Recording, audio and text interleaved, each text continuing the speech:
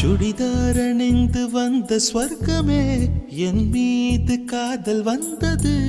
எப்போது என்று கொஞ்சம் நீ சொல்வாயா நீ சொல்வாயா